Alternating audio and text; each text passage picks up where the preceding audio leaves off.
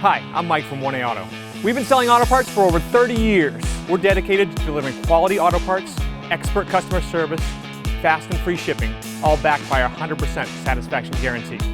So visit us at 1aauto.com, your trusted source for quality auto parts. In this video, we're going to be working with our 2006 Chrysler 300. We're going to show you how to remove and replace your vehicle's rubber drive shaft coupler. We replaced the forwardmost one on our drive shaft. However, the procedure will be the same for the rearwardmost one. If you like this video, please click subscribe. We have a ton more information on this and many other vehicles. And if you need this part for your car, you can follow the link down in the description over to 1aauto.com. We do recommend you replace these as pairs. Here are the items you'll need for this repair.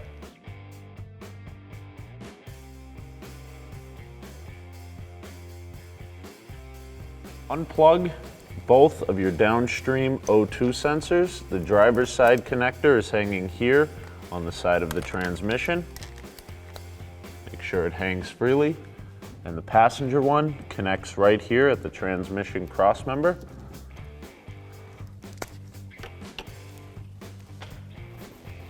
On the driver's side of the exhaust, there's a heat shield that we'll need to remove. There's a 13mm on the end on each side that will take off with our socket, ratchet, and extension. Depending on your exhaust, you may need to use a universal joint. Remove the heat shield. And then there's a 16mm nut on each side that we'll remove with our 16mm socket and ratchet. We'll repeat this step on the opposite side.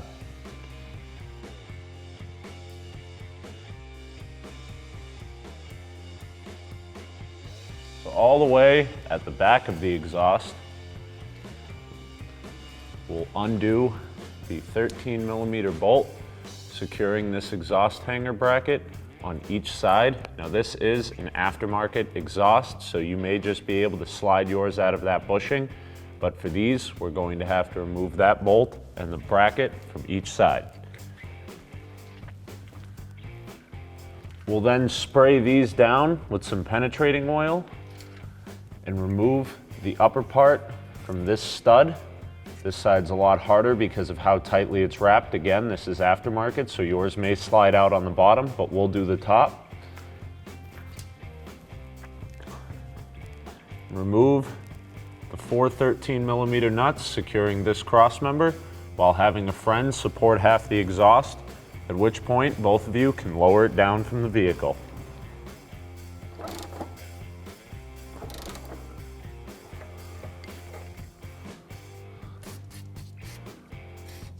These rubber hangers can be tricky to remove. However, once you get them past the head there, you should just be able to pull them off by hand. I like to use a pair of groove-jawed pliers to pop them out. They also make a special exhaust hanger tool for these that works really nicely.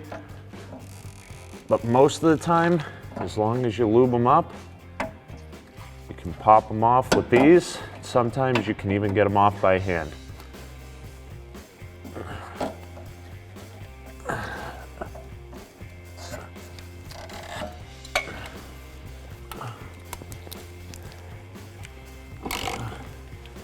When removing the last nut, be sure to have somebody supporting the exhaust. Remove the cross member and then grab the front of the exhaust. Pull down and back. Now where we did manage to get most of our hardware off nice and easy, one of our studs has rusted into the flange on the end of the exhaust. This isn't common, but you may need to pry or wiggle the exhaust to get it to free up. Pull back and down and remove the exhaust from the vehicle.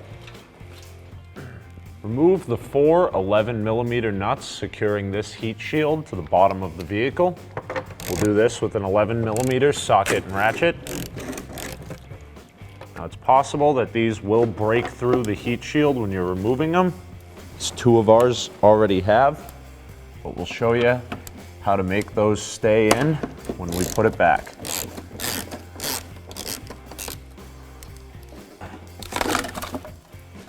It's a great example of what's going to happen.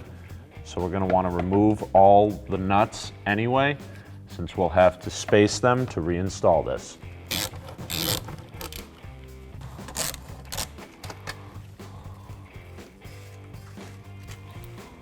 You'll now want to index your drive shaft to make sure that it goes in the same way it came out, because these are balanced. So what we'll do, because these are a little tricky to mark, especially with the rubber coupling, I'm going to mark the yoke coming out of our differential, and then I'm going to mark this ear on our flange to make sure that these get lined up. Then obviously the rest will be bolted in the same way. Remove the 3 T60 Torx bolts and 18mm nuts securing the drive shaft coupling to the differential flange. We do not want to remove the 3 bolts securing the drive shaft to the coupling. We'll do this using a T60 Torx socket, ratchet, and an 18mm wrench. Make sure your vehicle is in neutral so we can rotate it and continue removing our hardware.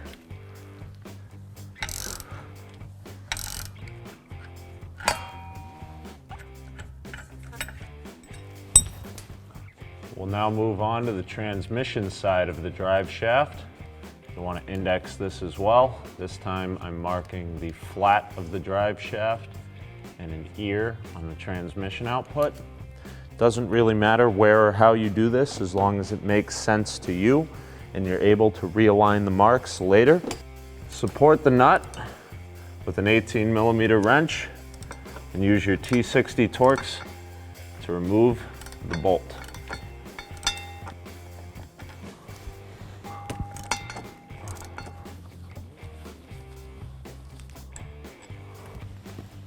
We're going to put some large zip ties through 2 of the holes in the front of our drive shaft coupling at the transmission, just to ensure that this doesn't go anywhere when we remove our center bearing. We can now remove the 2 13mm bolts securing our center bearing to the vehicle.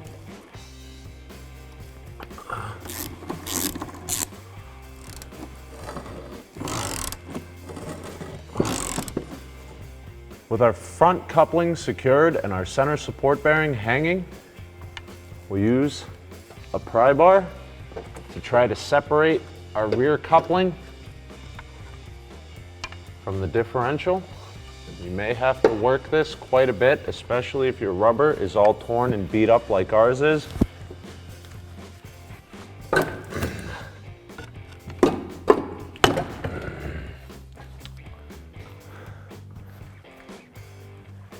You may want someone to support the other end of the drive shaft for you. What we're going to do is, ours is being particularly stubborn, so I'm going to use a striking pry bar to put right on the coupling where it mounts onto our transmission output and tap it free. We'll then rotate the drive shaft and repeat this process with the other 2 parts of the coupling. Now you can slide the drive shaft back and remove the entire assembly from the vehicle. Now we're going to replace the drive shaft coupling on the front of our drive shaft because this one is in pretty bad shape. The rear one's not bad. But the process to remove the one on the rear of the drive shaft will be the same here, just instead of using an 18mm socket for the bolt head, you'll be using the same T60 Torx you use to remove the other coupling bolts. Now to remove these, you'll need an 18mm socket, ratchet, and wrench. It's nice to do this on a table because you can just brace it against the table and loosen it up.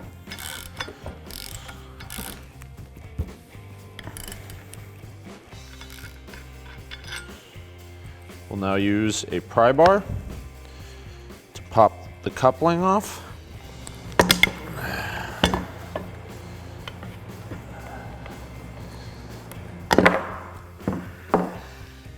Here we have our old part that we removed from our vehicle and our new part from 1AAuto.com. As you can see, these parts are exactly the same. We have the same risers and low portions here. These get pushed one way or the other from being installed in the vehicle, so your new one will look like this. And after 100,000 miles like our vehicle has, it'll look just like that. Some of these come with these little spacers on them for various applications, some do not. If your vehicle has these and doesn't need them, you can pop them right off with a bearing separator. However, if your vehicle does have them, just leave them on there. They're fine as they come. Now, some of the reasons you'd replace these, as you can see, there's some cracking going on around the edges. And this one isn't terrible, but you can see where a lot of the cracking has taken place from this being old and dried out, and it's under a lot of torque, so eventually all that twisting cracks it up. Sometimes these will tear right through, these will become loose, it'll make noise. So this new drive shaft coupling will go onto your drive shaft just like your original equipment did, fit direct just like OE, and fix you upright. Install your new drive shaft flex joint here onto the actual drive shaft. You don't have to set the sleeves in. As long as all the bolts line up, those will get pulled and pressed in as we install the bolt. Make sure that the bolt goes through from the drive shaft side and the nut goes back on the transmission side. The washer needs to be between the nut and the coupling. So we'll get all of these installed to start. There is a rounded edge on these nuts. Make sure that that faces out toward the transmission. You don't want that facing in toward the coupling or they're not going to tighten down right. Tighten all 3 bolts down evenly with an 18mm socket, ratchet, and wrench.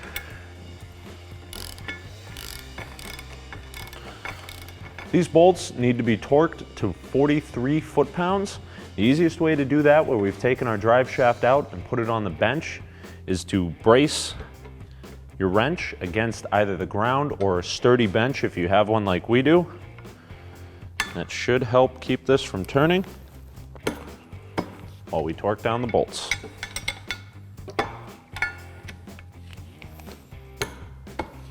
And if there were 4 of these, like some drive shafts have, you would want to torque them like a wheel, but where there's only 3, you really only have the option of going in a circle, so that's perfectly acceptable.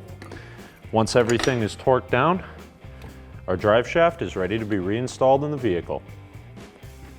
Reinstall your drive shaft. When reinstalling your drive shaft, make sure your indexing marks are aligned and that the center of your drive shaft lands onto the alignment pin in the center of the flange it bolts to before reinstalling your T60 Torx bolts and 18mm nuts. Install these by hand just to keep it in place until we can line up the front.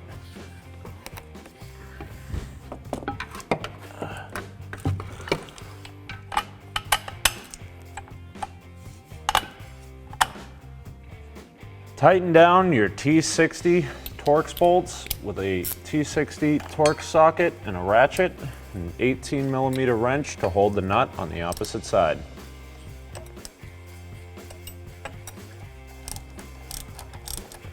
Torque the bolts to 43 foot-pounds.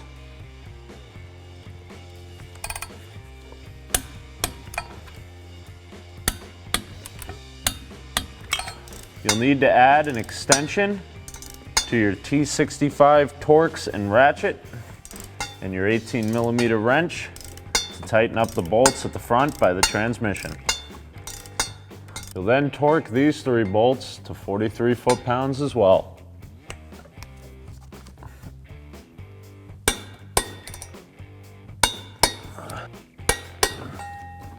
You can now reinstall the center bearing bolts.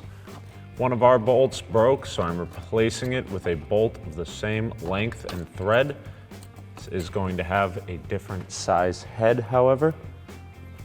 The factory bolts will be tightened down with a 13mm socket and ratchet.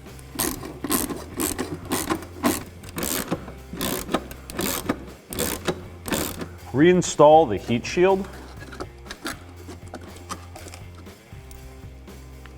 And any of the nuts and washers that have not been blown out around the sides. Actually, quite a few of ours have, so we'll have to deal with that. What I'm going to do is install the one that isn't damaged. And for the other side, I just have a large washer that I found around the shop, which we'll put on first, and then follow up with our original hardware. This will help keep our heat shield in place as opposed to replacing it. You don't want this rattling around or falling onto the exhaust because it's going to make a lot of noise and not be efficient at what it was designed to do. Tighten the hardware back onto your heat shield with an 11mm socket and ratchet. Now you really don't want to go super tight with these because it's only going to make those blown out soft sections of the heat shield worse. Now once again, because I'm on the lift, I'm using some help to get the exhaust in here. But at home, we'll show you the trick you can use. On Matt's end of the vehicle, I have bungee cords hanging from a hole near the original exhaust hangers. So I'm going to line up the front of my exhaust and then place a screw jack under the middle. Now at home, you could easily do this with a jack or jack stands, especially if you're doing it on the ground. All the screw jack is a tall jack stand that makes it easier for me to use on the lift. So I'll support this end to keep it in place. And then to take some load off of Matt, I'll use my bungee cord in the back hole to help keep it in place. You may have to relocate some things once you get that rear hung up.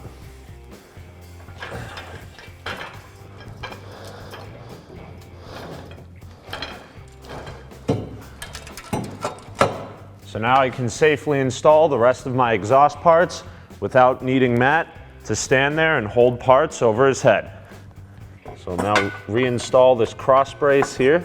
Now this is not meant to support the exhaust, it is meant to catch it if something falls and also stiffen up the chassis of the vehicle a little bit. However, in this instance, I'm going to use it to hang the exhaust a little. So we'll get all of the 13mm nuts started and then tighten them down. Once again, we're just making the whole exhaust safer and easier to work on.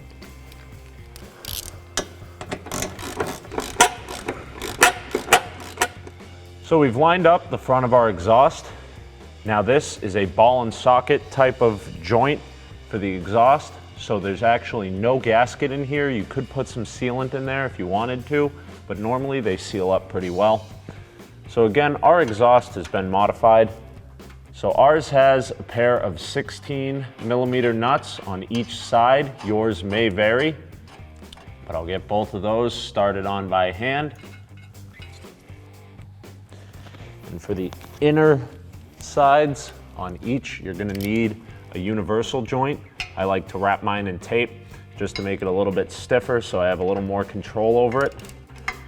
We're using a long extension, a 16mm socket, and our ratchet to tighten the exhaust down.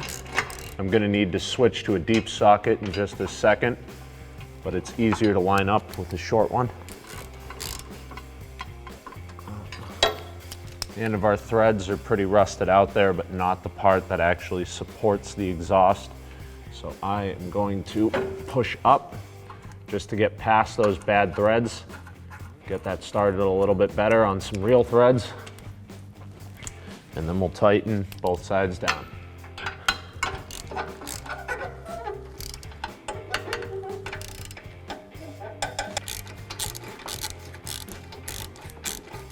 We'll install the 16mm nuts on the other side of our exhaust and tighten those down as well.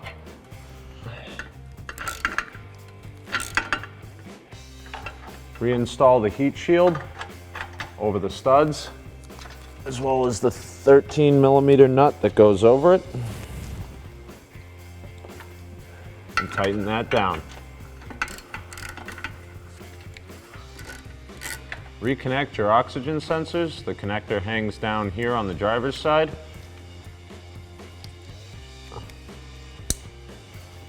And is connected to the transmission crossmember on the passenger side. Spray a little penetrating oil into the bushing on your exhaust hanger. You should be able to just lift them, line them up, and slide them right on.